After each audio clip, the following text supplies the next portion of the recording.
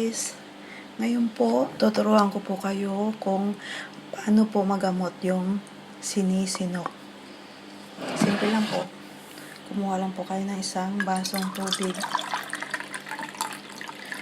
Uminom po ng 7 times na wala pong stop. Halimbawa, inom, lunok hanggang 7 times po. Ito po yung example na gagawin nyo. Halimbawa, ganito.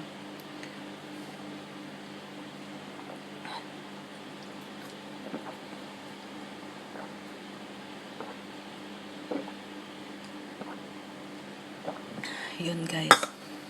Diretso po siyang pito po. Sana po may natutunan po kayo sa video kong ito. Effective po guys. Mawawala po kagad yung sinok nyo. Try nyo po. Thank you for watching.